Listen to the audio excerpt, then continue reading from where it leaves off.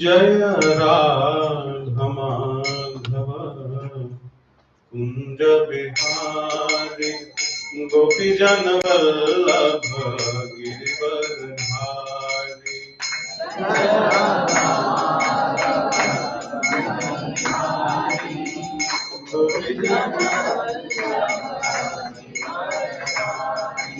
यशोदनंदन व्रजन Ranjan Yamuna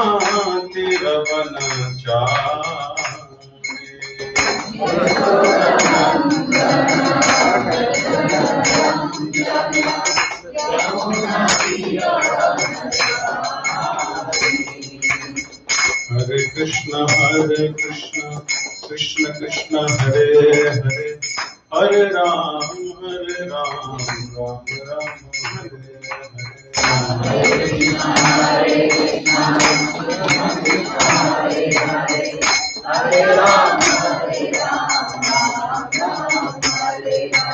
Hare Krishna Krishna Krishna Hare Hare Hare Ram Ram Ram Hare Hare.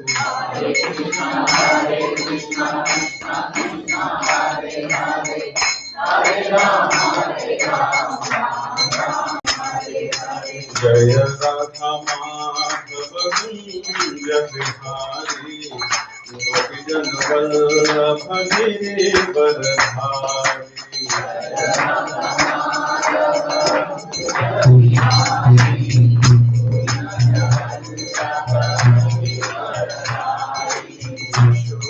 यशोदनंदन Vraj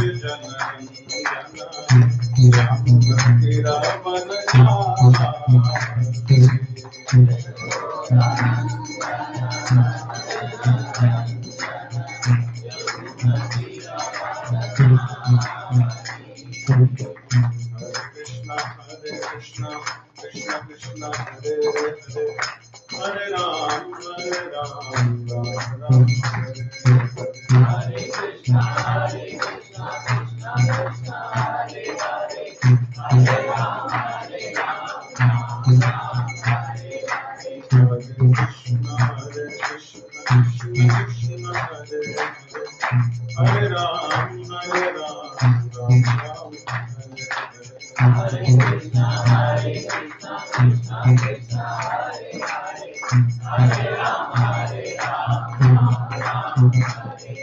Krishna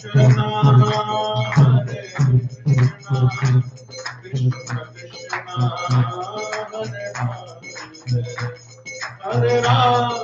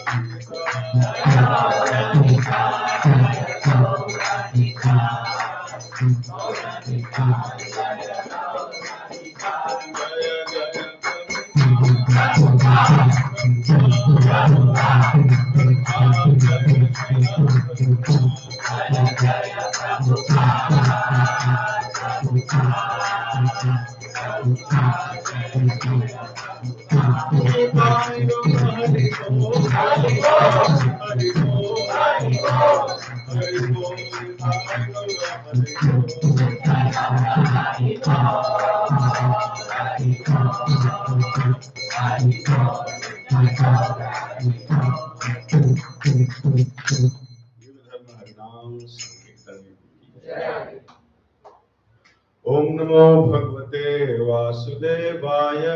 Om Namo Bhagavate Vasudevaya.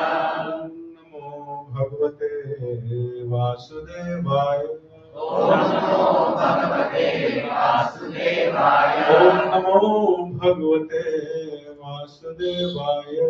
Om Namo Bhagavate Vasudevaya. Narayanam Namaskritya. Narayanam Namaskritya. Naram Chaiva Narottamam. Devim Saraswatim Vyasam. Tato Jayamudiraye. Nashtaprayeshu Abhadreshu.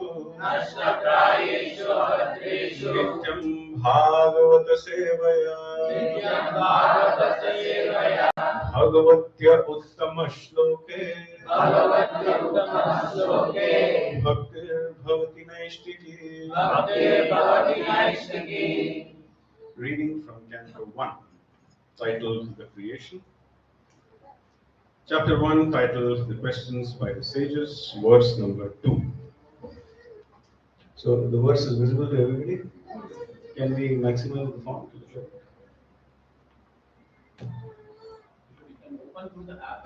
Yeah, if you can open in your mobile, that's best, because this surface is little not very clear, and the website is also, yeah, now it's good. So these are very nice verses. Just try to recite with me.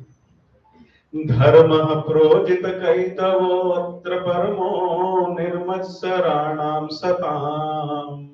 Dharma projita kaitavo atra paramo nirmatsaraణam satam. Vedyam vastavamatra vastu shivadam tapatrayo mulanam. Vedyam vastavamatra vastu shivadam tapatrayo mulanam. Shrimad Bhagavate Mahamuni Krite Kim va Parerishwarah. Shrimad Bhagavate Mahamuni Krite Kim va Parerishwarah. Satyo Hridya Varudhyate Atra Kritibhi Sushrubhistakshanat. Satyo Hridya Varudhyate Atra Kritibhi Sushrubhistakshanat. Once more. Dharma projita kaitavo atra paramo nirmatsaraణam satam. Dharma projita kaitavo atra paramo nirmatsaraణam satam. Vedyam vastavamatra vastu shivadam tapatrayon mulanam. Vedyam vastavamatra vastu shivadam tapatrayon. Shrimad Bhagavate Mahamuni Krite Kim va Parerishwarah.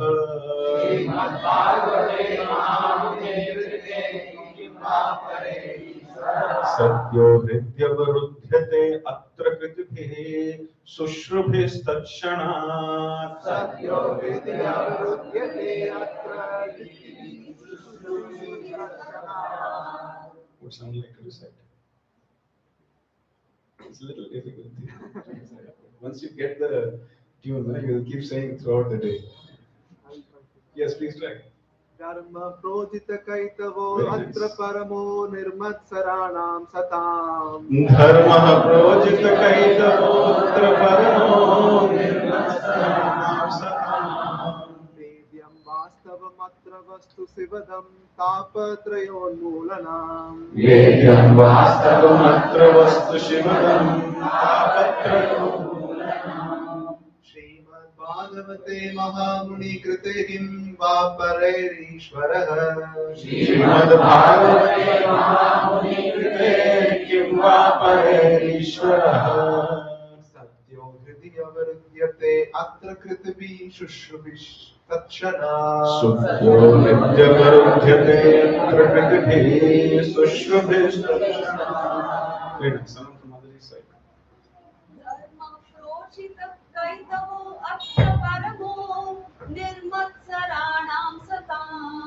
धर्मः प्रोजितकैतवोऽत्र परमो निर्मत्सराणां सताम्.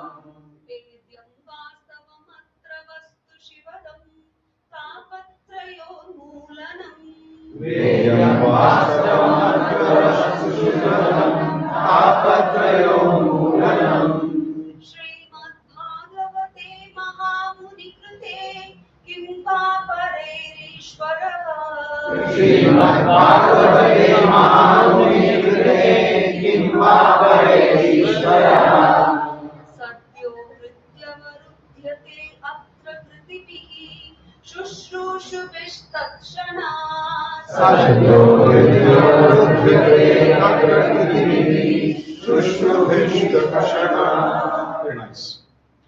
So, this is a very exceptional verse, exceptionally long purport, exceptionally large number of words. So, we'll just recite the word to word and the translation. And purport, I will take you selectively through some paragraphs so that we can finish it. Dharma, religiosity, projita, completely rejected, kaitavaha, covered by fruitive intention, atra, hearing, paramaha, the highest, nirmatsaranam, of the 100% pure in heart, satam, devotees, vedyam, understandable, vastavam, factual, atra, hearing, vastu, substance, shivadam, well-being, tapatraya, threefold miseries, unmoolanam, causing uprooting of, Shrimat, beautiful, Bhagavate, the Bhagavad Puran, Mahamuni, the great sage Vyasadeva, Krite, having compiled, Kim, what is, Va, the need, Parehi, others, Ishvaraha, the Supreme Lord, Sadhyaha, at once, Hridhi, within the heart,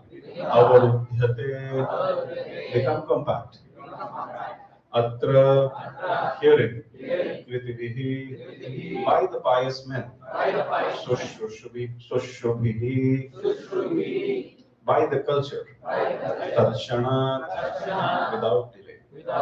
Translation and purport by His Divine Grace, A.C. Bhaktivedanta Swami, Srila Prabhupada ki Jai. Completely rejecting all the religious activities which are materially motivated.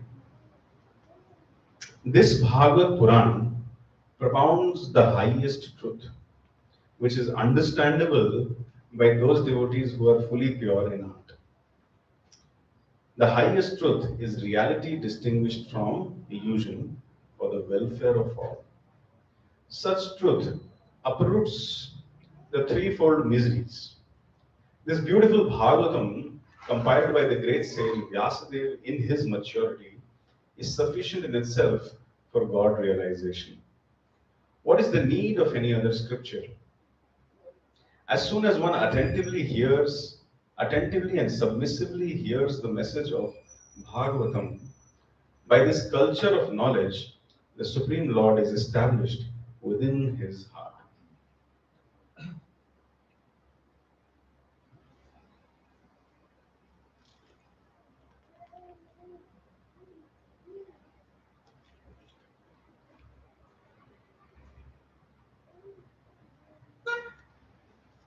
Okay, let me try my best to present this highly philosophical verse, which is the sum and substance of Srimad Bhagavatam, in a manner which is understandable by the sages of Kali Yuga. People are sages of Kali Yuga. There's no doubt about it. Yesterday, someone was telling me how difficult it is to stay in Kali Yuga. He was quoting one section of Ramayana, the section where Vibhishan, having been kicked out by Ravan of his court, has come to take shelter of Lord Ram. So at that time, he's telling, I have come to surrender to Lord Ram and I have come to talk to Lord Ram. I want a meeting with him and I want to serve him. And everybody is doubting. Only Hanuman knows that he's a devotee. So everybody told that, can you vouch that you are speaking the truth and that you really mean welfare for Lord Ram? So he said, I vouch that I am here. Vibhishan said that I vouch that I am here only for the welfare of Lord Ram. And if I speak a lie, may I become a spiritual master in the age of Kali Yuga. So it's so difficult. Spiritual masters are doing a thankless task. It's very difficult. So you people are sages of Kali Yuga. I don't say, I mean, maybe future spiritual masters of Kali Yuga, but presently. So it's a very nice verse. Dharma projita kaitavo.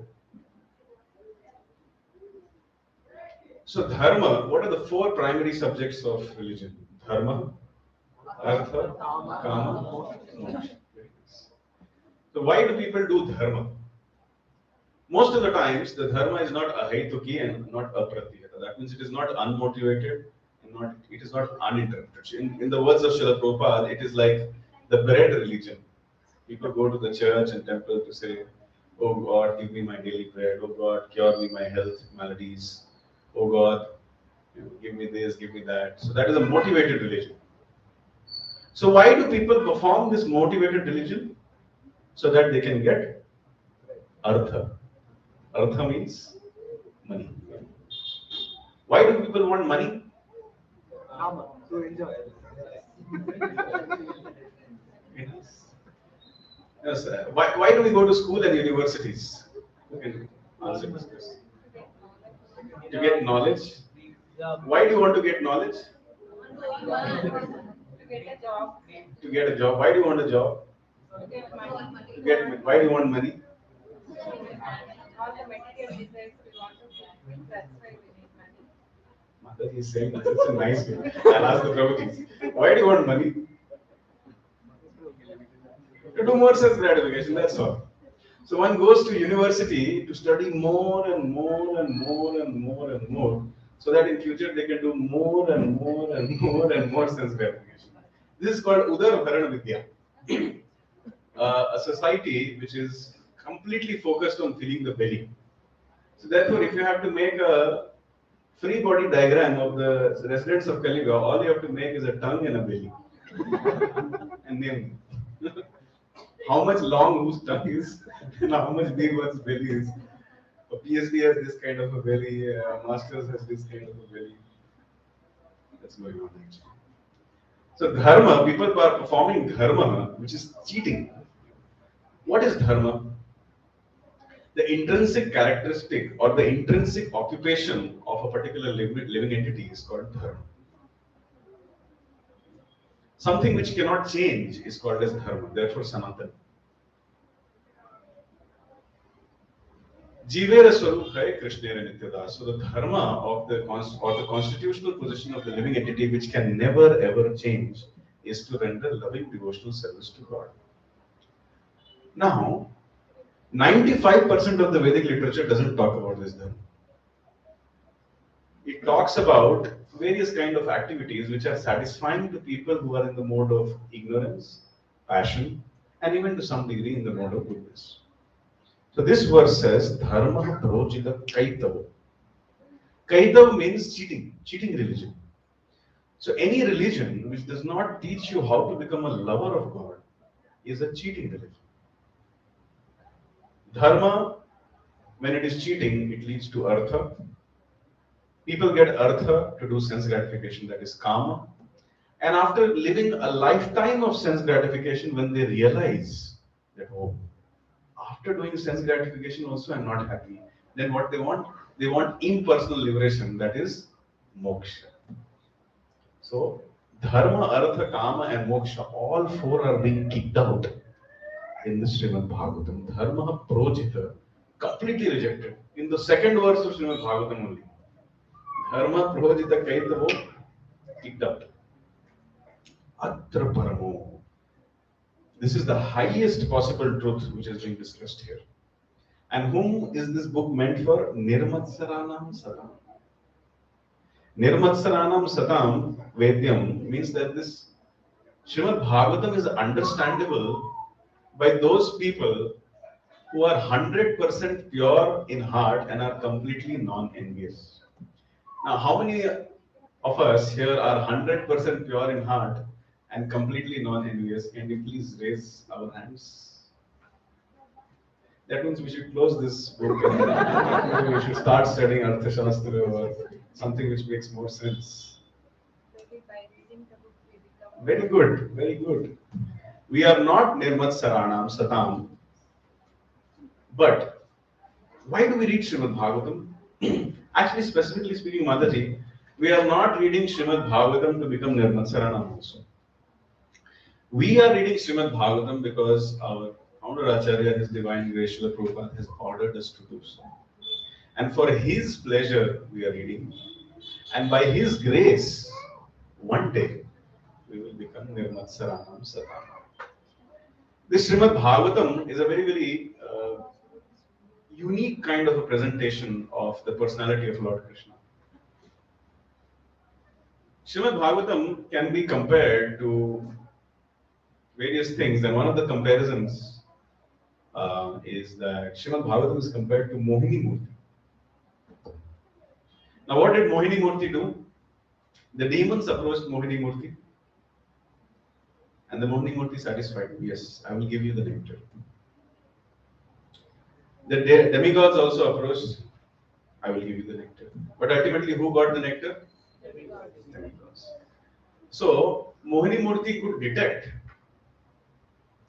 the intention with which the demons and the demigods were approaching. And accordingly, it served them. She served them. Similarly, Srimad Bhagavatam, being Krishna himself, detects the intention and the mood with which we approach it. And based on our intention, it selectively reveals something to someone and something else to someone. So therefore, if we do not have a pure devotional intent, Srimad Bhagavatam showing the potency of Mohini Murti, she will cheat us. She will make us a scholar in Srimad Bhagavatam, but we will not get Krishna. So therefore, the only intention we, the sages of Kali Yuga, self-acclaimed sages of Kali Yuga, we should have is that Prabhupada has ordered us to read, so we will read. And when we will read, he will become happy, and by his grace, we will become Nirmat Saranam Satam. Does it make sense? So should we continue the class? Vastavam atra vastu shivadam. It talks about the actual real substance, which is Shivadam. What is Shivadam? Most auspicious for everybody. Srimad Bhagavatam is not just meant for, you can say only for devotees. When you see all these sages had assembled to hear Shukadeva Goswami at the banks of Ganges, when Parikshit Maharaj was hearing, there were so many class of people who had assembled. Some of them were atheists also. Some of them were Mayavadis. Some of them were followers of the Tantra Marg. Some of them were followers of various kinds of people had come there. So this Srimad Bhagavatam, by the end of first and second canto, by his expert presentation, Shukadeva Goswami brought everybody to the level of Shraddha. And then he started the pastimes of the Lord in third canto. So therefore, Shivadam, it is extremely auspicious for everybody. And what it does, what is the result of this? Tapat Trayon Moolanam. The threefold miseries which are there in our life. What are the threefold miseries of your life? Yesterday I asked someone, they said wife, mother-in-law, daughter. I'm not joking. I took 20 minutes to make him understand. Actually, threefold miseries come in various ways. These are one of the ways. But threefold miseries is what you are answering. Adhyatmika, Adibhautika, and Adidaiva. When I explained it, he concluded, yeah, Adhyatmika, Adibhautika, Adidaiva. So, Adhyatmika miseries, Adibhautik miseries, and Adidaiva, for those who don't know, Adhyatmic miseries are those miseries which we get because of our own body and mind. Today, when I got up, I had a splitting half head headache. What can I do? I have to suffer. So, miseries which come because of our own body and mind. Adhyatmic. Next is Adibhautik miseries. Miseries which we get because of others. Others means you can understand. And Adidaivic means those miseries which come because of the natural calamities or the natural disturbances. So what does it mean that if we read Srimad Bhagavatam, we will not have those three miseries in our life? Does it mean that? What does it mean then? The miseries will keep coming, but the suffering will be optional. Very good. The miseries will keep coming, but the suffering will be optional. It's like carrying an umbrella. Just like carrying an umbrella. Intensity will be low. Intensity will reduce, huh? So those who study Srimad Bhagavatam, they will get lesser viral fever. Like they will not cross 98 point something. See, all of you are right. But being Srila Prabhupada's representative, the best way to present this is that threefold miseries will be there, but we will become mature in our consciousness, so much so that we will not be affected by these threefold miseries. We will remember the various verses of Srimad Bhagavatam, the various circumstances of Srimad Bhagavatam, and will be inspired to continue the original dharma even in apad dharma or dharma sankat. That is the meaning of tapat trayon mudanam. Miseries will be there. Always those three will be there. But I will become so mature in the way to deal with those miseries that my lifestyle will more or less not be affected only by these miseries. Srimad Bhagavate Mahamuni Krite. This Srimad Bhagavatam has been composed by Mahamuni. It looks like Vyasadeva is a self-obsessed person. He's calling himself only, I am Mahamuni. Mahamuni Krite. Why is it written like that? Srimad Bhagavate Mahamuni Krite. Any idea? Because Vyasadeva is a literal incarnation of the Lord. So he should call himself only Mahamuni? I thought humility is the principle of spirituality. Sorry? Yes. Yes. Yes. But did Prabhupada call himself some Vishnupad or something in his purpose? Vyasadeva was empowered by Narad Muni. Sorry, 1%. These are not from Vyasadeva, I think maybe from his son Suladeva. There is a difference of opinion. Some people are saying that Vyasadeva has written. Some people are saying Vyasadeva has not written only. How to understand? It was revealed by God. Okay.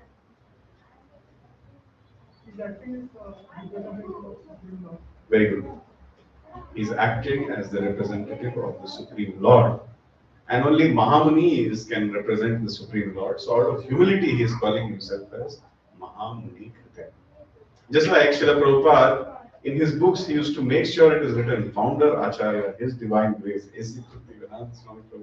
And when anything used to get misplaced, either divine or grace or Founder Acharya here and there, he used to become very angry. Because that is the way he has to be represented. Who do you think made the Pranam Mantra of Srila Prabhupada? Himself, yeah. Because the disciples were not advanced enough to make a Pranam Mantra and offer to Guru.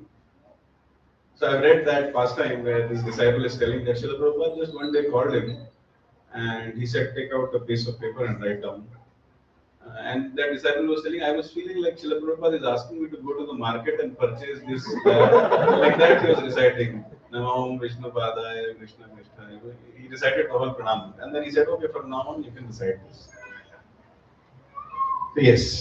So Mahamuni Krite, Kimva Parer Ishvaraha. The question is, this beautiful Bhagavatam compiled by the great Sri Vyasadeva in his maturity is sufficient in itself for God realization. So the question which is being asked is, what is the need of any other scripture? Simply by reading Srimad Bhagavatam, one will understand everything which needs to be understood. So what needs to be understood? The relationship with the Lord. Our relationship with Lord Sambandha. Very good. Actually, speaking about Sambandha, the first verse of Srimad Bhagavatam, which is a very long verse again, Janmadhyasya yato vanvayat tastheshna abhigyasara. That verse talks about the Sambandha. It helps us to understand who is Krishna, and that he is the supreme absolute truth, and that we are supposed to serve him in so many ways, and if we don't serve him, we'll be in Maya. So that first verse of Bhagavatam talks about Sambandha. This verse of Bhagavatam is glorifying Srimad Bhagavatam and is kicking out all forms of cheating religions, guiding the conditioned souls, guiding the sages of Kaliva like us, how to perform pure devotional service. So therefore it is teaching us the Abhidheya, or how to render devotional service. In the third verse, it invites all of us to relish Srimad Bhagavatam, which is the Prayojan. So the first three verses can, in one way to look at it, is Sambandha, Abhidheya, Prayojan, expansion. So this verse is talking about the Abhidheya. So focusing on the Abhidheya aspect, this verse is saying, what is the need of any other scripture? Simply read Srimad Bhagavatam and become perfect in your life. Whatever you need to know is there in Srimad Bhagavatam. There is no need of any other scripture.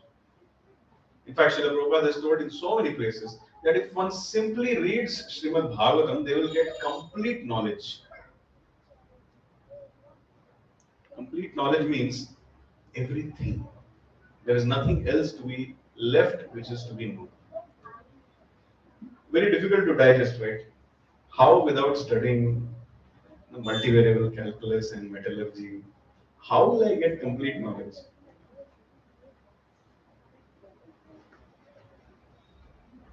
I heard in one of the lectures a very nice example of how Srimad Bhagavatam gives complete knowledge to people. See, what is the result of reading Srimad Bhagavatam? You become Nirmat Saranam Satam. You become completely pure, 100% pure in your heart. And that means you are very close to Krishna. And that means you are having daily communion with Krishna.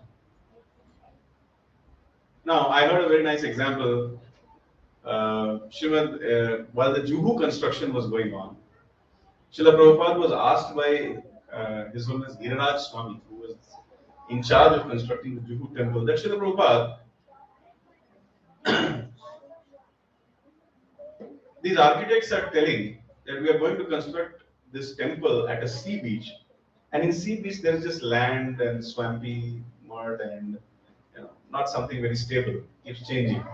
So they are telling you have to dig 20 feet down, make a very solid foundation, and then make the temple. Now that requires a lot of money, Srila Prabhupada. So should we go ahead? Srila Prabhupada said, no, just dig 2 feet, that is enough. Now he's fully bewildered. Experts are saying something, spiritual master is saying something. Whom to follow? He's singing every day, Guru Mukha Padma Chitite Koriyai. So he was fully confused. So what he did, he invited some soil experts, and they started doing some investigation. They brought a drilling machine, and they started drilling. As soon as they drilled for 2 feet, the drilling machine got stuck in a mountainous rock kind of a surface. And that surface was very big surface, spreading across acres. Then they realized that just after 2 feet, at the spot which had been chosen to build the temple, there was a huge mountain below. And with great difficulty, they pulled out the drilling machine. So therefore, they had to dig only 2 feet, and they had to construct the Juhu temple on that mountain. Are you Now, how did Srila Prabhupada know this? Was he an architect? Why? Because He was pure at heart. He was pure at heart. He was Krishna showed. Krishna revealed things to him. Yes. It's not so difficult to understand. See, Krishna is omniscient. Is Guru omniscient? Krishna knows everything. Does Guru know everything? through Paramatma? Yes or no? Yes. No. Guru knows only that which Krishna wants him to know. Because if you start saying Guru knows everything, Andre, one day you will become Guru and then you will become God. It's a very dangerous philosophy. Guru knows whatever is needed for him to take a soul back home, back to God. Therefore, Guru knows exactly what Krishna wants him to know. Rather, Guru is a transparent via medium between Krishna and disciple. So anybody who becomes a pure devotee of the Lord simply by drinking the rasa of Srimad Bhagavatam, they will know everything in life. This should not be very surprising to us. So therefore, it has been said that a pure devotee is an emblem of all knowledge. A pure devotee is an emblem of all knowledge. He knows everything, whatever he needs to. Okay? So simply by reading Srimad Bhagavatam, there is no other need of reading any other scripture. Kimva pare Ishvara Sadyo Hridya Varudhyate Atra Prithvi. Now, what is the result of reading Srimad Bhagavatam? So nicely explained, so much inspiration we get after hearing this. As soon as one attentively and submissively, in what way we have to hear Srimad Bhagavatam? Attentively and submissively. As soon as one attentively and submissively hears the message of this Srimad Bhagavatam, by this culture of knowledge of the Supreme Lord, by this culture of knowledge, the Supreme Lord is established within the heart. Just see. Did Srimad Bhagavatam say that you have to be at the stage of Bhava or Prema? Did it even mention that you should be Shraddhavan? No. Simply, attentively and submissively you hear. Doesn't matter if your devotional service has started or not. Doesn't matter at which stage of devotional service you are. Simply by attentively and submissively attending these classes of Srimad Bhagavatam, the result will be that the Supreme Lord will be established in the core of the heart. Tat Shanat. Immediately, not after 1 year. Immediately. Tat Shanat. Immediately. It will be, Supreme Lord will be, Avarudhyate. Another meaning of the word Avarudhyate is that the Supreme Lord enters and after that he doesn't find any way to come out. Locked inside him. Sadyo Hridya Varudhyate Trakritihi Sushubhis Tatshana.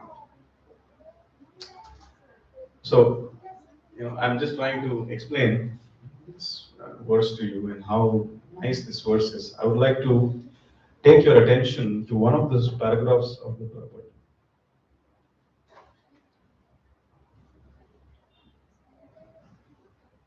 Prabhupada is talking about two kinds of sense gratification in the purport.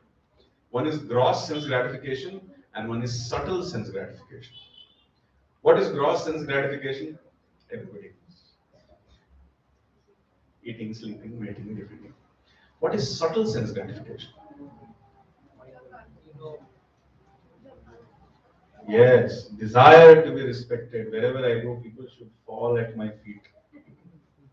They should meditate on the nails of my feet. And probably take me for manicure.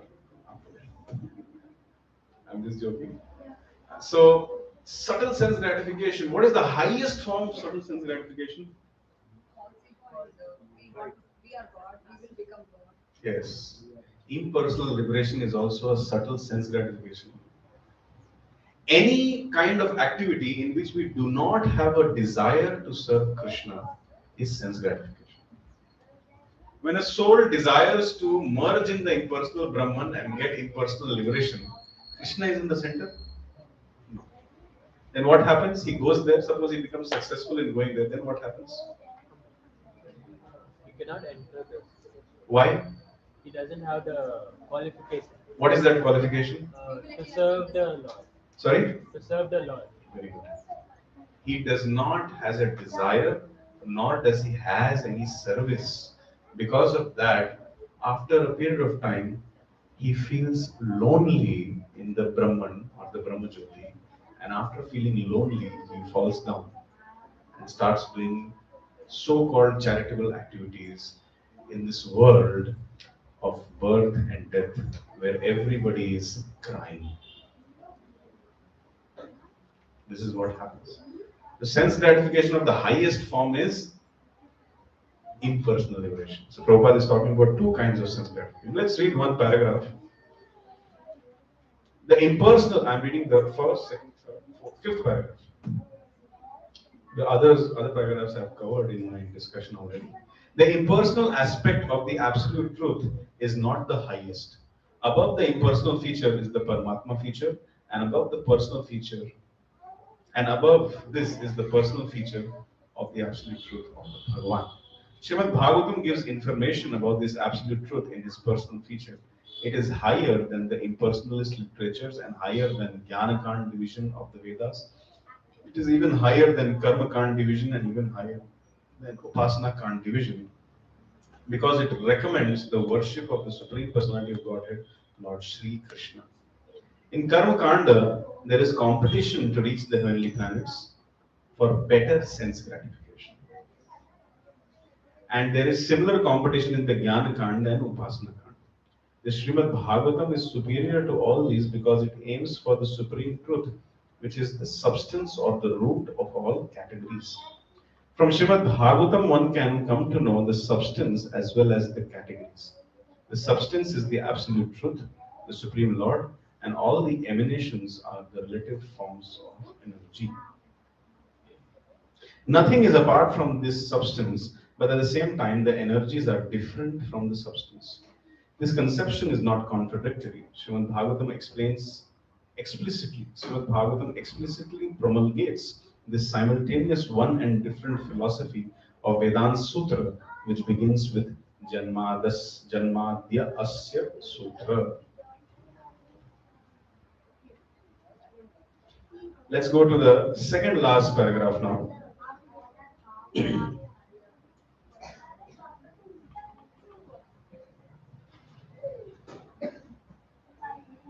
Some people were mentioning that maybe Vyasdeva has not said these verses. Mahamuni is calling himself Mahamuni, and that this has been composed in his full maturity. In another discussion, we were asking some teachers that the Srimad Bhagavatam, if it is the last creation of Vyasdev, how come it is mentioned as referred, the shlokas of Bhagavatam are referred in Padma Puran, Skanda Puran, and Srimad, what, Vyasdev was parallelly writing all these Purans, so what was the situation? So I got a clarification that Srimad Bhagavatam had already been written before Narad Muni actually met Vyasdev. Narad Muni met Vyasdev and chastised him that you have encouraged people on the path of sense gratification by writing Vedic literatures, by giving them a bona fide way to do Jnana Kand, Upasana Kand, and Karma Kand. However, you are still unsatisfied despite all your scholarly work and vows of uh, austerities. You are still unsatisfied because you have not exclusively and repeatedly glorified the Supreme Personality of Godhead. So therefore, you should do that. After getting scolded by Narad Muni, Srimad Bhagavatam Vyasdev re-edited Srimad Bhagavatam, and first he brought these three shlokas. And then he went to the other sections and edited, and all the Kaitav Dharma was slowly removed, and therefore in his maturity, this took the form. Srimad Bhagavatam came in this form. Now, Srimad Bhagavatam is a conversation inside a conversation inside a conversation. How to understand this? Shukdev Goswami must have heard Srimad Bhagavatam from Vyasdev.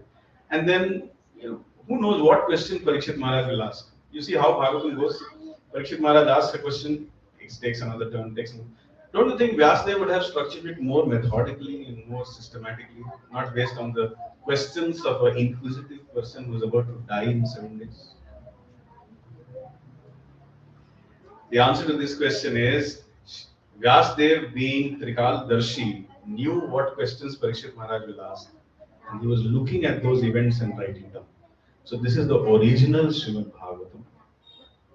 It is not that it is a compilation of the discussion between Shukdev Goswami and Parikshit, or Sutra Goswami or the sages of Naimisharanya. This is the original Srimad Bhagavatam. How many verses are there in this? 18,000. Very good, 18,000. Who has counted? See, this is how we are very smart. We take our knowledge from the perfect source and we save time. This consciousness is called Krishna consciousness. Because if you go to count, you may get 18,000, 17,000, 19,000, who knows. Somebody was quoting in the 19th chapter of Bhagavad Gita, Shloka number 25, I found this verse. So people find so many things. So we save time by taking knowledge from the perfect source. Vyasdev has told that this compilation contains 18,000 verses. We accept the version of the Vedas. Okay? So, this Bhagavatam is a natural commentary on the Vedanta Sutra. That is very clear, and I think it has been presented in the various classes.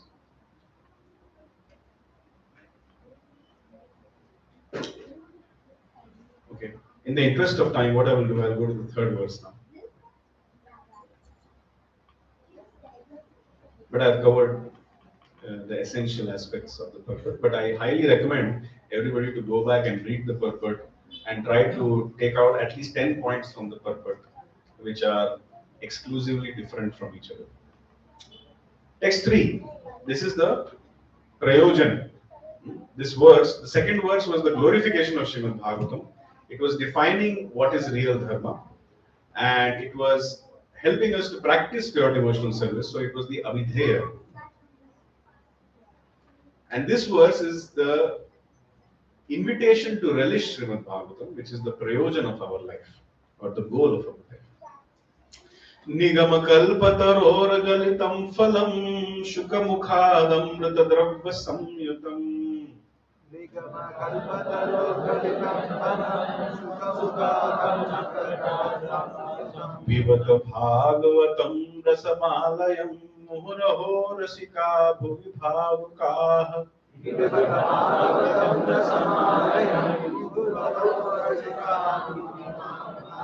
Once more.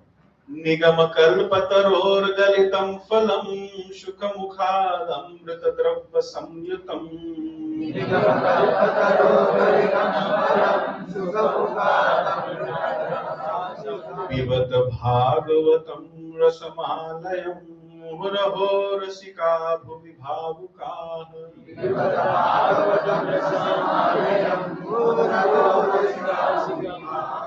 Let's jump into the word to word. Nigama, the Vedic literatures. Kalpataroho, the desire tree. Galitam, fully mature. Phalam, fruit. Shuka, Shukadeva Goswami, the original speaker of Srimad Bhagavatam. Mukhat, from the lips of. Amrita, nectar. Drava, semi-solid and soft, and therefore easily swallowable. Samyutam, perfect in all respects. Pivata, to relish it. Bhagavatam, the book dealing in science of eternal relation with the Lord. Rasam, juice, that which is relishable. Alayam, until liberation, or even in a liberated condition. Muhu, always. Aho, Rasika, Those who are full in knowledge of the mellows. Bhuvi, on the earth. Bhavuka, expert and thoughtful. Translation and purport by His Divine Grace, A.C. Bhaktivedanta Swami Srila Prabhupada Ki Jai. Translation. O expert and thoughtful men, relish Srimad Bhagavatam, the mature fruit of the desire tree of Vedic literatures. It emanated from the lips of Sri Shukdev Goswami. Therefore, this fruit has become even more tasteful. Although its nectarian juice was already relishable for all, including liberated souls. Okay, so let's relish this verse. Nigama kalpatarora galitam phalam. What does the word nigam mean? You can see the translation. Nigam means that which has come down. Nigama. So what has come down? Knowledge has come down through the disciplic succession. What is that knowledge? Vedic literature. So the word nigam means Vedic literature. Now just see, there is one special kind of mango called as the Kohinoor mango. How many of you have eaten that? Anybody has eaten Kohinoor mango? The Kohinoor mango, I have never eaten, but I have heard the glories of Kohinoor mango, that it does not have a seed only. And the pulp is extremely juicy, soft, very homogeneous. And many of the Kohinoor mangoes, they don't have a peel also. And it is sold in a very, very high price. And then they make a brigade. One person is there on the topmost branch of the tree, and then there are 20 people in line putting a ladder or something, and one by one the mango is passed, so that it doesn't fall down and get crushed. So the Vedic literature comes like that. Nigama kalpata galitam phalam. Now, if the Vedic literature is compared to this kalpataro, or the desire fulfilling tree, what is Vedic literature? I have some desires, and I approach the Vedic literature. The Vedic literature teaches me not to take part in sinful activities or vikarma. Rather, it encourages me to do sakarma. Slowly from sakarma, it helps me to rise up to sakam karma yoga, then it takes me to nishkam karma yoga, then it takes me to jnana yoga, then it takes me to ashtanga yoga, and then finally, if I'm qualified enough, and if I have been touched by some pure devotee, then I will enter bhakti yoga. So it's a desire tree. Whatever desire anyone has, they can fulfill by reading Srimad Bhagavatam or the Vedic literatures in general.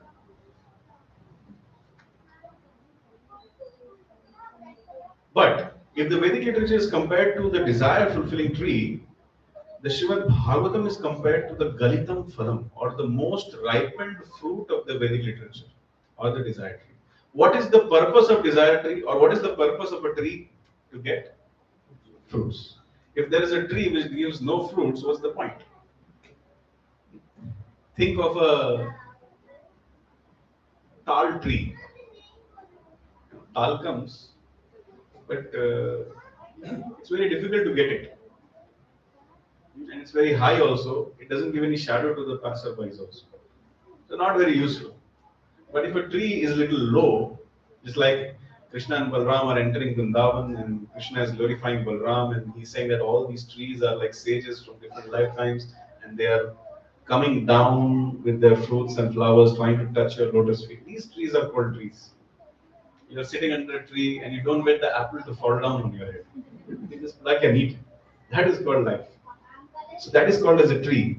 So in that tree of Vedic literature, the most ripened fruit is Srimad Bhagavatam. Shukha mukhad amrita drava samyutam. Now, those who are coming from a natural background, those who have not used carbide to ripen their mangoes, and those who have actually eaten ripened mangoes, they will know that there are some mangoes or guavas in a tree which will be eaten away by birds, especially parrots. So what should be done with those fruits? Can they be offered to Krishna? Yes or no? Tell me.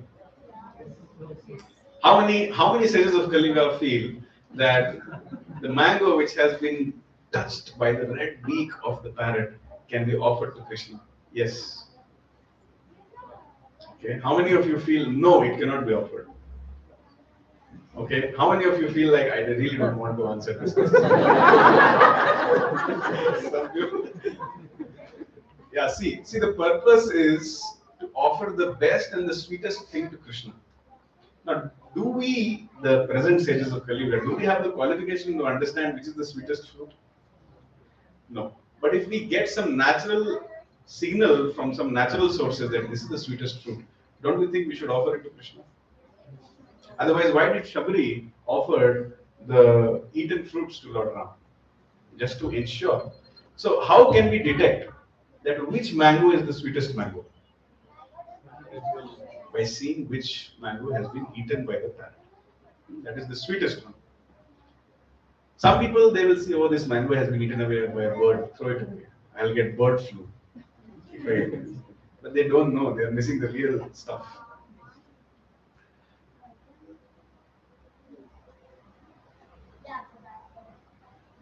Another imagery is coming to my mind that Shukdev Goswami, the parrot, is actually relishing the Galitam Phalam or the mango, which is in the dense, hidden, very expertly by Vyasdev in the dense forest of the Vedic literature.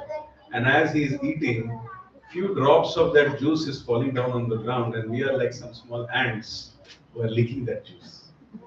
And we are able to lick that juice because somebody has told us that the juice is here.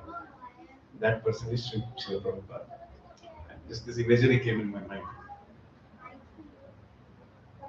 So why did Srimad Bhagavatam become even more relishable when Shukdev Goswami presented it? Was Vyasdev, the literary incarnation of God, not sufficient enough to present it? Not expert enough to present it in such a way so that it will be appealing to all classes of men? What was the need of Shukdev Goswami? Shukha Mukhar Amrita Drabha Samritam. What is the need of saying that it became even more relishable by presentation of Shukdev Goswami? More number of devotees have tasted it, it becomes more relishable. Yes. The more number of devotees have tasted it, it becomes more relishable. Can you give some praman of whatever you said? Like any example? Example in the sense, only analogy I can remember. Yes. Between the Lord and us, if there are so many devotees, then we will be able to see the Lord in a much more deeper. Very good. This is the telescope analogy. Very good. It is just like the lens. How many ever lens we put, that much of sightless person will be able to see clearly. Yes. Yes, to further elaborate, just like there was Chatushloki Bhagavatam and Shukdev Goswami elaborated, whatever Mataji said, to elaborate on that, I'll tell you a small pastime. Do you like hearing stories? Anyway, so much philosophy is going on, some stories should be there. So,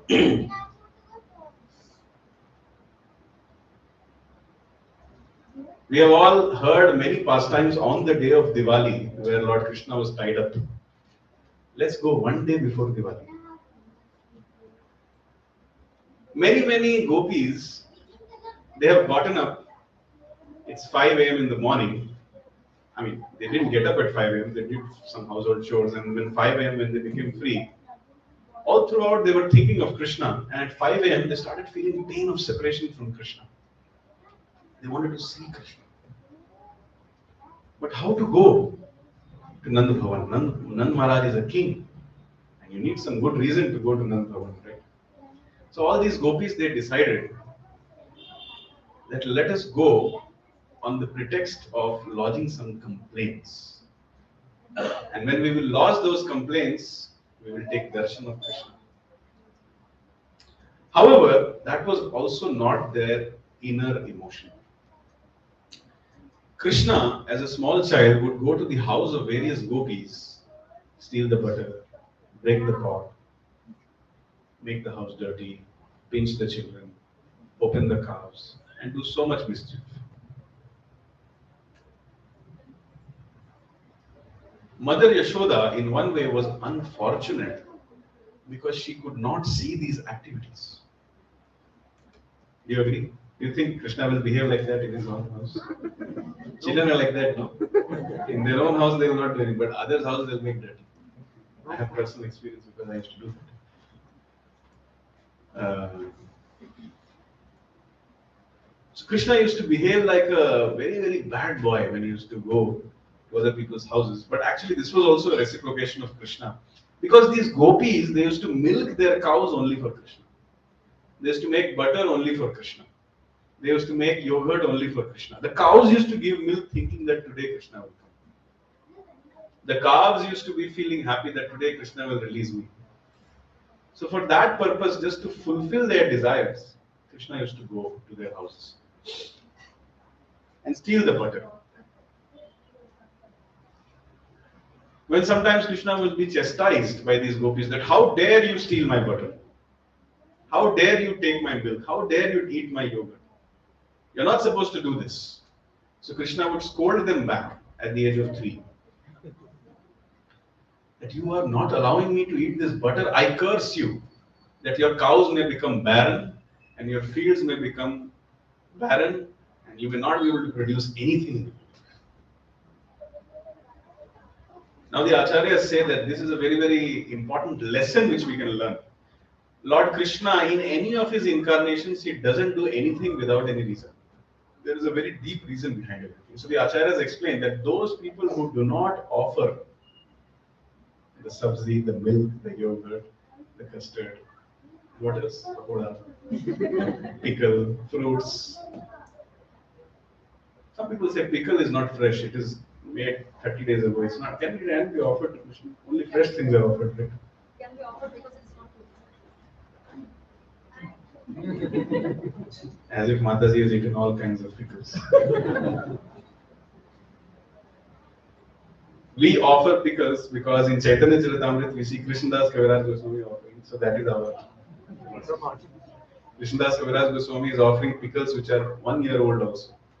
Damayanti is offering pickles, so we just follow in that steps. But your reason is also right. But it is purposefully not spoiled because of Chaitanya Mahaprabhu's mercy. This pickle tattva, I am not very expert. See, my understanding was Krishnadas Kaviraj Goswami is offering, so we can offer. Now, why is it not spoiled? Is it because of the oil or the sugar? Or ultimately, it's Lord Chaitanya's mercy. I think you are there with Saranam. Okay, coming back to the verse. Not the verse, the pastime. So the Lord is teaching by his behavior that anybody who does not offer everything which they have to the Lord, they end up getting misfortune. So these gopis, they are relishing these activities. It's not that they are very angry and they are, trying to complain and make sure that Krishna is beaten up and tied up like that, as we see in the altar. Had that been the case, these same gopis wouldn't have spent a lifetime crying when Krishna had left for Mathura. So these gopis, one day before Diwali, they came to tell everything to Mother Yashoda. Oh Yashoda, do you know what he did in my house? He stole the butter. Arey, you don't know Yashoda. In her house he stole the butter. In my house he broke the pot. Oh, only that much. In my house he came with monkeys. And he fed the butter to the monkeys, and when the monkey said, enough, I have had enough, then he broke the pot. That this word butter is so worthless that even monkeys are not taking it. So in this way they were going and reciting so many things. And Mother Yashoda did not have the fortune of seeing these pastimes. But the gopis had this fortune of seeing this pastime. They relished it. And with that relishment, when they shared it to Mother Yashoda relished this pastime more than the gopis also. So that is the essence here. Shuka Mukhad Amrita Dravya Samritam. Srimad Bhagavatam has been relished by all the devotees, especially Vyasadeva when he was creating it. But that was further relished by Shukdev Goswami. And when Shukdev Goswami told it to Parikshit Maharaj, and when everybody heard, including Sutta Goswami and others, it became even more relishable. Does it make sense? Shuka Mukhad Amrita Dravya Samritam. Pibata Bhagavatam Rasamalayam. Bhagavatam, how is it supposed to be studied? Pibata means relish it. So it has to be relished. It has to be not studied as some Indian penal code or something like that. Padhna hai, samajhna hai, exam dena hai. Some of us are doing bhakti. I see one of my batchmates here. They're doing like yeah. So we should not study it like 11th ko 11th ko hai na exam. Next time. Oh, you're not. Oh, you're just. He's a liberated student. He's attending the classes, but he's not supposed to give exam. So maybe you're really relishing. I have a tension. 11th, I have to give an exam, and then after that, so many OBAs and then so many sloka recitations. So Bhagavatam is not supposed to be studied like that. Pibata Bhagavatam Rasamala. The literal way of reading Bhagavatam is read it, enjoy it, faint in ecstasy. Get up, again read, faint in ecstasy. Get up, again read, faint in ecstasy. Get up, again read, faint in ecstasy. Get up, again read, faint in ecstasy. Get up, again read, faint in ecstasy. Get up, oh, I'm in Goloka. That is fainting. And again faint in ecstasy. Correct. So, life of a devotee is meant for fainting in ecstasy. Okay? That is that's how Bhagavatam has to be read. Pibata Bhagavatam Rasamalayam Muhuraho Rasika Bhoi Bhavuka. And this is supposed to be relished not by those people who are neophytes. Even by those who are already liberated, they have to relish this. Rasika means those who are full in knowledge of the mellows. Actually, this verse is telling us another thing. That Srimad Bhagavatam, or this verse especially, is guiding us that we have to realize that how Lord Krishna is Akhil Rasamrita Murti. He is the source of all mellows and fountainhead of all mellows. That realization should be the goal of Srimad Bhagavatam. Just like, you see, Krishna is able to reciprocate with every devotee in every rasa. Any example of some pastime where Krishna has displayed this, that simultaneously he is enjoying various rasas? Very good. Govardhan Leela. He is giving pleasure to the cows also. He is lifting the Govardhan and the cow comes. So he starts massaging and scratching the cow. And then for some time he leaves the Govardhan. And people say, hey, you look mar jayenge, bhai, you have to hold properly. Then he goes back. With one hand he is massaging the cow. So he is making the cow feel. He is giving a 100% reciprocation to the cow. And while he is massaging the cow, the friends of Arjunasakha, or the friend of Krishna, they are dancing, singing. So he is reciprocating with them also. He is reciprocating with Mother Yashoda also, who is feeling, oh my God, my son has not eaten anything. He has become weak, just see. Even my mother tells me like this when I go. I'm simply amazed how she thinks that I'm weak, but she feels like that. That's motherly love. So, Mother Yashoda was feeling, she's seeing her child hold a mountain which is 80,000 miles high with a little finger of his left hand, all alone, without any help, and she's thinking, my child is in some difficulty. This consciousness is called Krishna consciousness.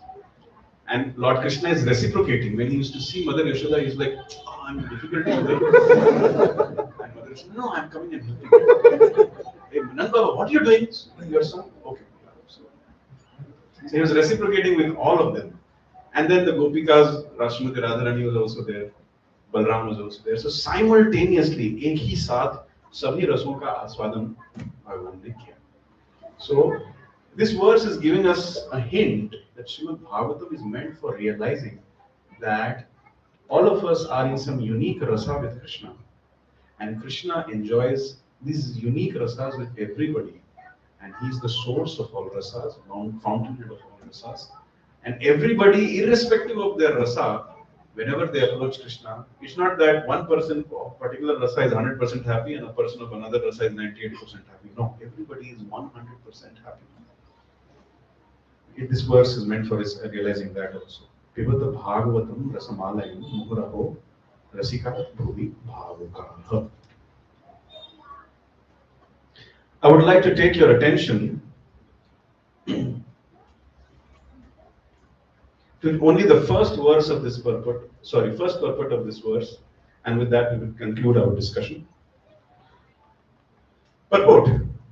In the previous two shlokas, it has been definitely proved that Srimad Bhagavatam is the sublime literature which surpasses all Vedic scriptures due to its transcendental qualities. Okay? It is transcendental to all mundane activities and mundane knowledge. In this shloka, it is stated that Srimad Bhagavatam is not only a superior literature, but it is the ripened fruit of all Vedic literatures. Now, please listen very, very carefully. Srila Prabhupada is saying, in other words, it is the cream of all Vedic knowledge. Considering all this, patient and submissive hearing is definitely essential, with great respect and attention. One should receive the message and the lessons imparted by Srimad Bhagavatam. So what are the 4 ways in which we should receive the message of Srimad Bhagavatam? Patience, submissiveness, respect, and attention. Are these adjectives which are used by Prabhupada mutually exclusive, or Prabhupada is just doing some poetry here? Is there anything similar? Oh, patience also means respect, respect also means submissiveness, submissiveness also means attention. Or are there 4 different things? Do you agree that with a lot of careful deliberation, Srila Prabhupada has put these 4 words in the book? So therefore, these 4 words should attract our attention. Srimad Bhagavatam is supposed to be read with a lot of patience. What does this mean? Patience. Patience. People will jump into There are that 18,000 slokas. By the time we start and then it takes a lot of time. It means a lot of patience. What happens if you are not patient? What will happen? You skip and jump between. You'll become a monkey. Where does the monkey go directly to? Last. 10th canto, that too only those chapters. That is monkey. Srila Prabhupada often used to tell his disciples, don't be a monkey. That means, in the preface of Srimad Bhagavatam, it is mentioned that anybody who sequentially reads Srimad Bhagavatam, step by step, chapter by chapter, by the time they reach the 9th canto, they will become fully God realized.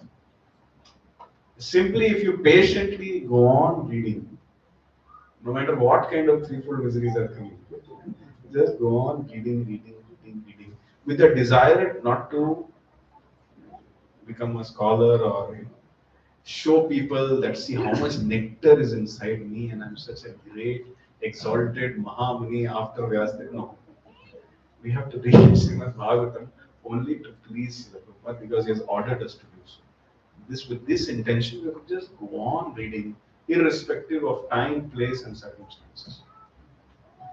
If we can do that, then by the time we have reached the 9th canto end, we are fully God realized, and then 10th canto is only meant for Pivata, Rasamalaya.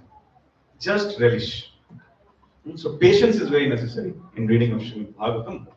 And then what else is needed? Submissive hearing. What is the meaning of submissive hearing? Not a challenging spirit. Not a challenging spirit. What does that mean? While reading Krishna's concepts or something like that, we get so many doubts. So if we are not submitting, why he is acting as a thief? Why is he breaking the god? Something like that we get, right? If we are not submissive enough, so many questions arise. So if we understand the philosophy behind what Lord Krishna is doing, then we will get. Yes, more or less, you have answered it. Submissiveness means do not conveniently skip the purports. That is the first meaning of submissiveness. Many people they just read translation. Somebody was like, "Oh, I'm in the 10th canto." Jaldi kaise? No, I am just reading the translation. That is not submissiveness. Submissiveness also means some people feel, "Oh, this is Prabhupada's commentary. Let me read Vishwanath Chakravarti Thakur's commentary, Baldev Vidyabhushan's commentary." No, I will read commentaries of other acharyas and then I will use it. That is also not submissiveness. Submissiveness means understanding that Prabhupada has given us everything which we need to know. The other acharyas, they speak the supreme absolute truth. But Srila Prabhupada speaks that which is absolutely necessary for the sages of Kali Yuga. So that is called being submissive. Submissive to Prabhupada. You know, any topic such as, let's say, the topic of Jiva fall down, different acharyas say different things. But because Prabhupada uses the word back home, back to Godhead, I will subscribe to that philosophy. Even if Jiva Goswami says something else. Jiva Goswami, whatever he has told, I am not able to understand. How do I know Jiva Goswami? Because of Prabhupada. So I'll follow Prabhupada. What is the qualification to read the commentaries of other acharyas? Different acharyas, see, Krishna is infinite. Krishna is like this is how I imagine, very funny way, but you can just imagine. Imagine a universe which is a gulab jamun. And there are infinite living entities who can bite the gulab jamun from so many angles. And all these living entities will experience gulab jamun in various ways. Krishna is like that. He is unlimited, he is Akhil Rasamrit Murti, and various rasas are being relished by various acharyas. No acharya can claim that I have seen Krishna fully. So therefore, different acharyas, they appreciate different aspects of Krishna.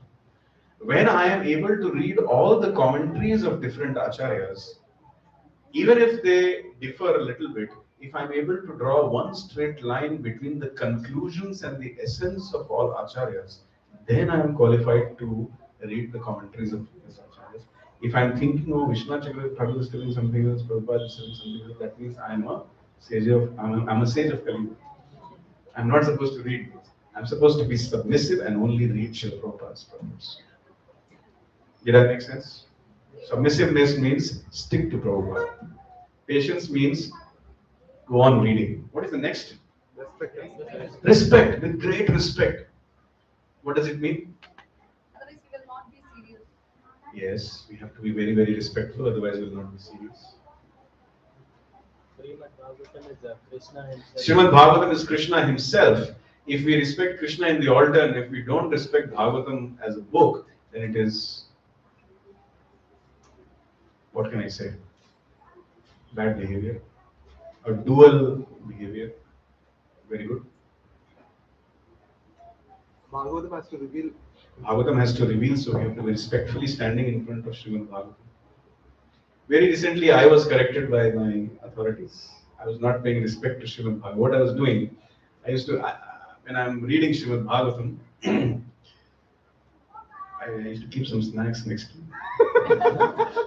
One day I was eating and I was reading. So my authority came and told, what is this? Do you eat while doing duty worship? No. So why are you eating something while reading Bhagavatam? Then it made sense to me. Yeah, I'm not respecting Srimad Bhagavatam. Great respect, awe and reverence. You cannot take Srimad Bhagavatam, open Vedabase in your mobile and go into the bathroom and then while brushing your teeth you are reading that. You cannot do that. You have to do it respectfully as a student. That's why we insist that everybody should have a copy of Srimad Bhagavatam.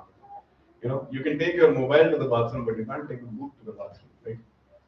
So we should have this copy. So respect. And what? Attention. Attention means what? Don't answer in terms of English vocabulary. Answer me in terms of the context which we are discussing. Attention means what? Like submissive means something.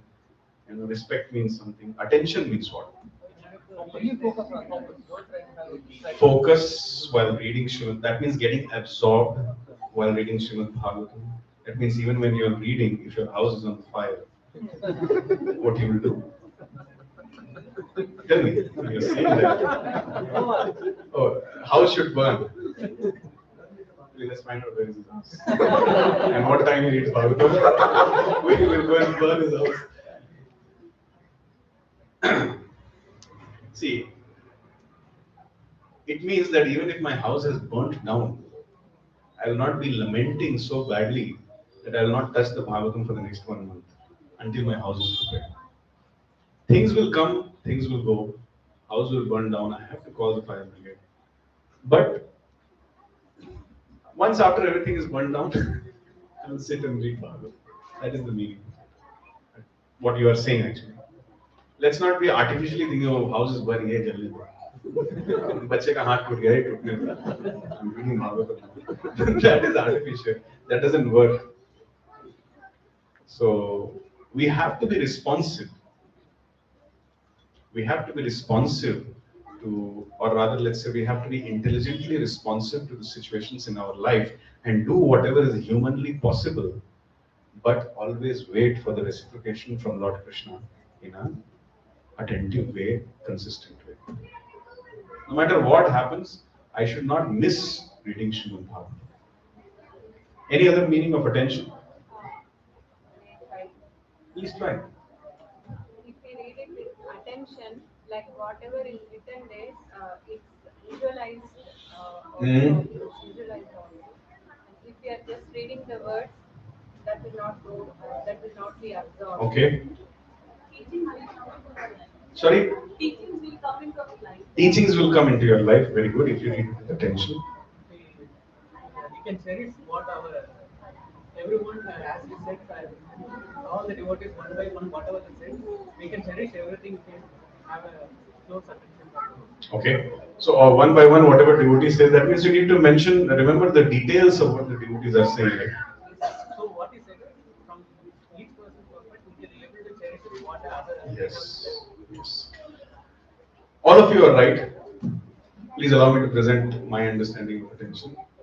Attention means remembering the details, and love lies when we pay attention to the details. So attention means love. When we pay attention to something, which means it means that I love that thing. If I don't pay attention, I'll not be able to love. When I am reading Srimad Bhagavatam, I'm remembering how Vyasdev is speaking, how Narada Muni is coming, how non-envious behavior, Nirmatsaranam Satam, is displayed by the tiger and the deer in Vrindavan. How this non-envious behavior is represented in the Vaikuntha, that when great so-called Gandharvas are singing, but when the bee starts singing, everybody shuts their mouths just to hear the glorification of the Lord, even if it is coming from the mouth of the bee. So when I remember these attentions, or when I pay attention to these details, what happens to me? My mind becomes like a swan. Have you seen a swan? It is always entangled between the stems of a lotus flower, and it likes to chew that. So similarly, if I remember all these details, then my mind will become fully entangled in the name, form, qualities, and pastimes of Krishna. And then, what will I remember at the time of death? Krishna.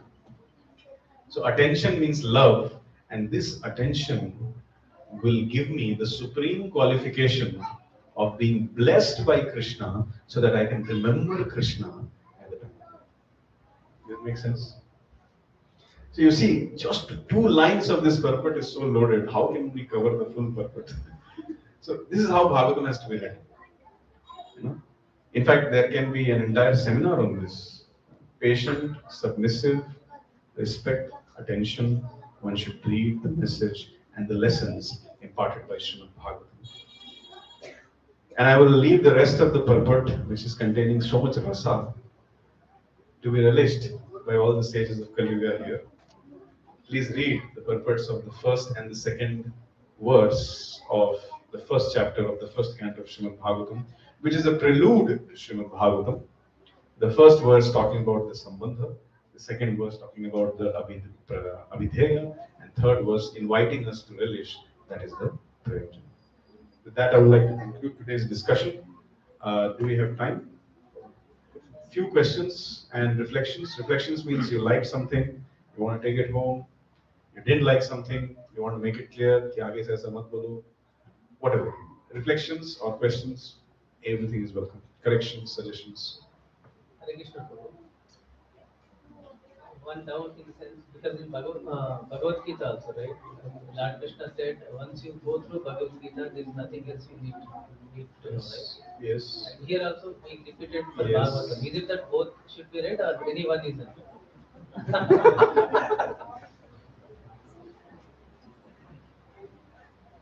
The second verse of Shikshashtakam. No, first verse. It says that spiritual life is like an ocean which is ever expanding. Now, who knows the length and the breadth of an ocean? Now, first of all, the ocean is infinite.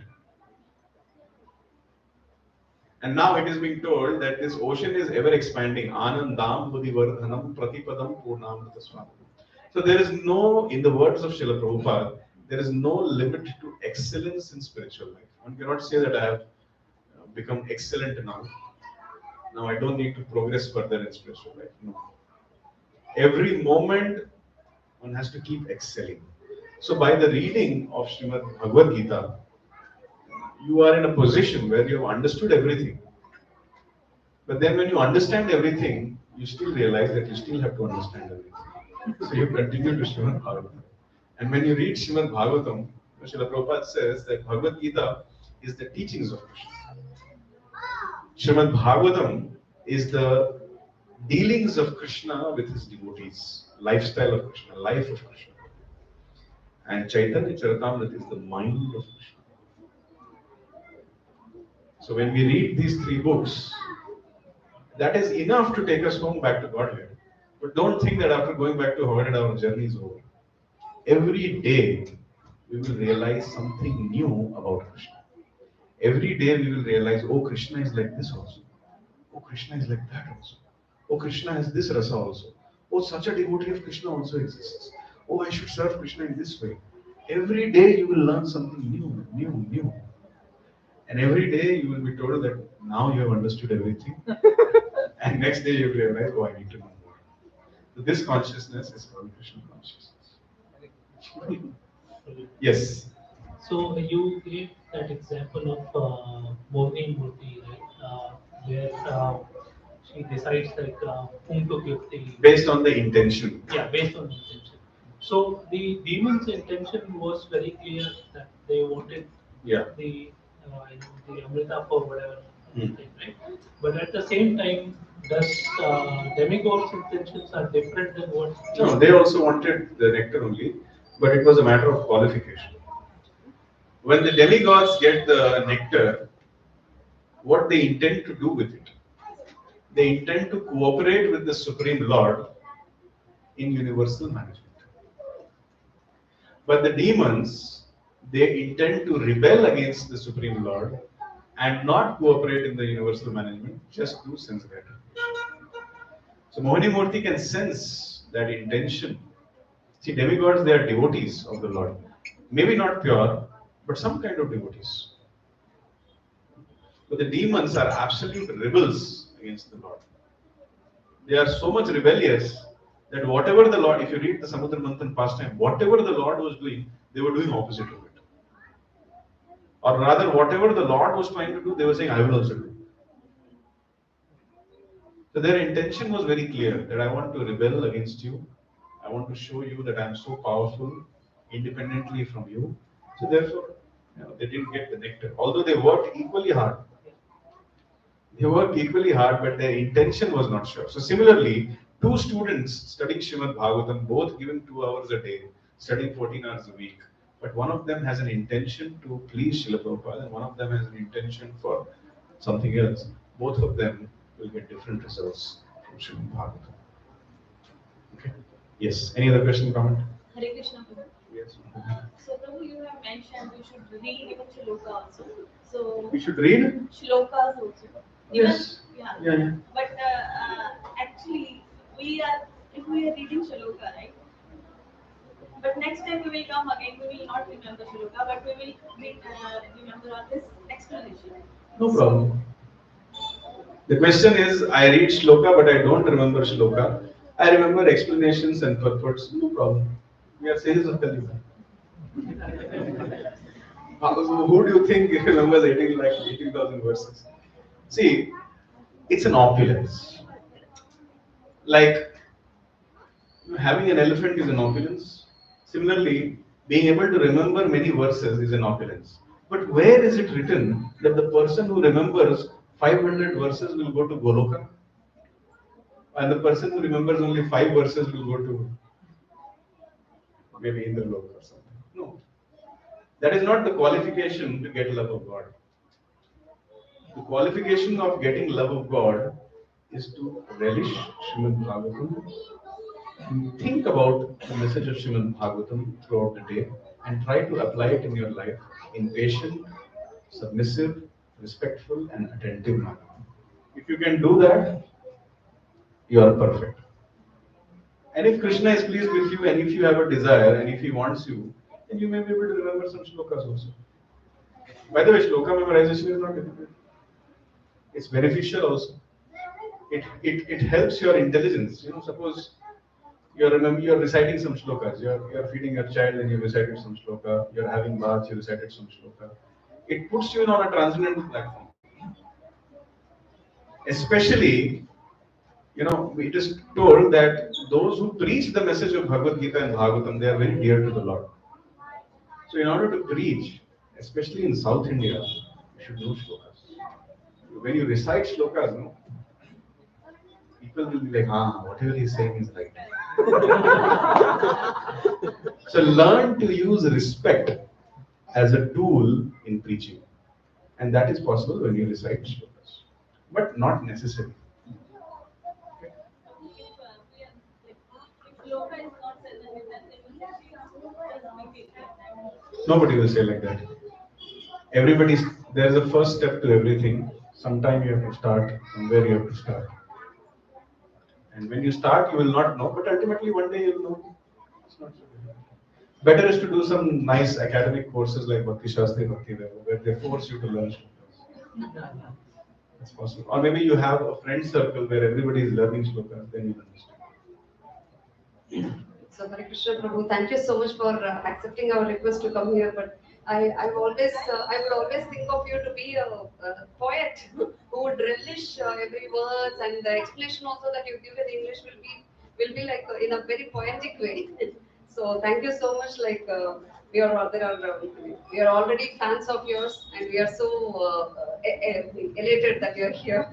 So there were many beautiful points which we learned today. You started with Kaitapa Dharma, then you mentioned what is Dharma, then Sanatana Dharma which cannot be changed. Then Nirmat Saranam Satam, how we should be free of envy and completely pure, and just like Mohini Murthy, that he gave Amrita to the Devas, and so it is like that Srimad Bhagavatam will reveal itself to us. Then Tapatrayam, the threefold miseries. Then this Mahamuni Krite, Mahamuni Krite. Kimva Parayarishwara. I like this exclusive point of Vyasadev, like he is Trikaladarshi, that he knew like what Parikshit Maharaj would already will be asking in the future, that he gave it now itself. And this explanation about Nigama, that how the fruit is given without, so that it will not be damaged. So carefully it is handed to the disciples, and finally it comes to us. So like that, so many wonderful points from. Thank you so much, and we learned very well like what is this patience, submissive, and respect and attention on Srimad Bhagavatam. Thank you so much. Thank you very much. Hare Krishna. Do we have time? Okay, last question. Prabhu, you said with respect you have to read Bhagavatam, which means you shouldn't take we shouldn't take books somewhere else. We should sit and recite everything with respect. When you go outside by seeing mobile phones, is it right? The question is, with respect, we have to read. That means we have to read only from the book and not from anything else. No, that is not the case. See, most of the times, honestly speaking, people don't read when they are out. Mostly, they have a specific time to read. Because reading also requires a little composure. You cannot be, until unless you are really a rasika, that when the traffic becomes red, immediately you take out the book and start reading. So that is a different consciousness. Then you are in a Paramahamsa level. Then it doesn't matter where you are, how you are reading. You may read the Bhagavatam in the sky also. Some demigods may come and open the book to you. However, whenever at home, it is good to read in a nice place which is free of distractions. You know, best to read from the book, it's good for the eyes also. But however, when you are traveling, if you are going to some other place, in some relative's house, it's not easy to carry all these books.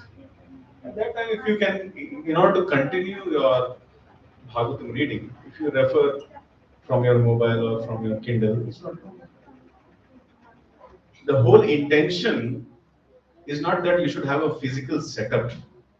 The intention is that you should have that respect. That whenever and wherever, yada yada, whenever and wherever I'm reading Srimad Bhagavatam, I'm in a specific consciousness of submissiveness, attention, respect, like that. That is the real meaning of attention. Arjuna was able to pay attention even in the Kurukshetra battlefield. Mamanusmara Yudhyacha. He was able to pay attention to the name, form, qualities, and pastimes of Krishna while killing 60 lakh people. That is also another form of attention. Attention means that while reading Srimad Bhagavatam, I know why I'm reading it, and I know what am I supposed to do after reading it, and then I know that I have to do it every day, and I'm doing my duty. That's good attention. It is good if you have a nice physical setup, but if it is not possible, then do whatever best you can. Okay? Thank you very much. Hare Krishna, Krishna Krishna, Hare Hare, Hare Ram, Ram Ram. Hare Krishna. Thank you so much, Prabhuji. So I was thinking we had only gross sense gratification. Today I got to know about subtle sense gratification also. Another thing is Guru gets revealed by Krishna what is required to take back the soul back to spiritual world. He knows everything how to take the souls back to spiritual world. And we will try to do Bhagavatam patiently, submissively, with respect and attention. And all of you know, as the third verse says, the Bhagavatam sweetness is enhanced by the Shukadev Goswami. Today also we relished the Bhagavatam because of Prabhuji's wonderful narration and beautiful explanation. As now you remember how, whenever Prabhuji talks, the person immediately buys the book. No need to say anything. No need to say anything. But just by seeing Prabhuji, people buy the book. That's what we could see. So such an amazing personality, Prabhuji. Let's all thank him by loudly chanting Hare Krishna Mahamantra. Hare Krishna, Krishna Krishna, Hare Hare, Hare Ram, Ram Ram.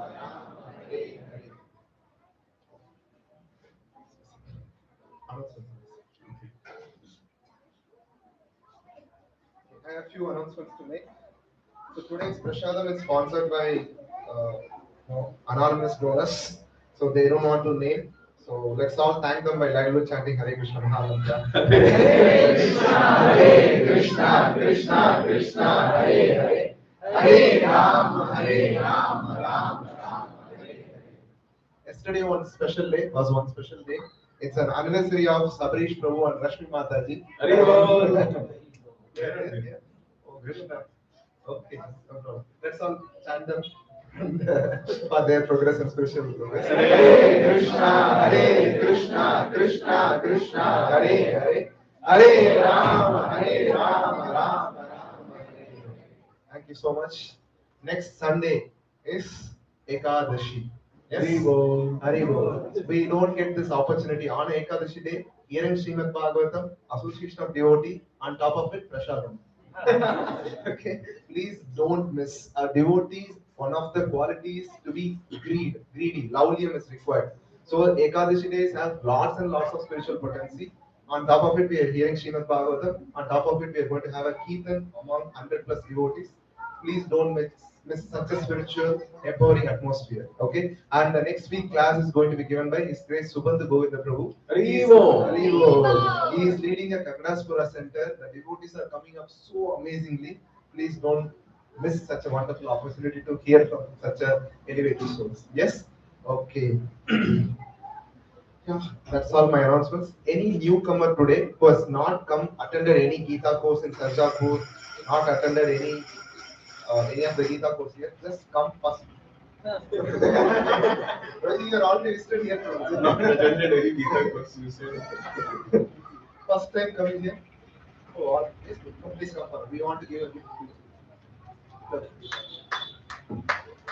Let's all thank them by chanting Hare Krishna. Hare Krishna, Hare Krishna, Krishna Krishna, Hare Hare. Hare Rama, Hare Rama, Rama Rama, Hare Hare.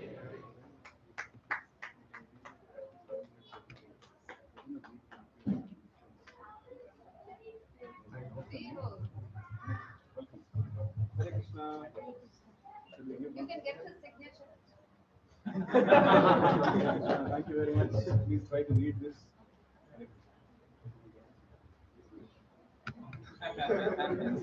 I'm not the author of this. Later on. Prabhu, you can write best wishes. I'll sign. Thank you so much. So next is Aarti, and let's dance for the pleasure of the Lord, and then after that, Prashad. Yes, thank you so much.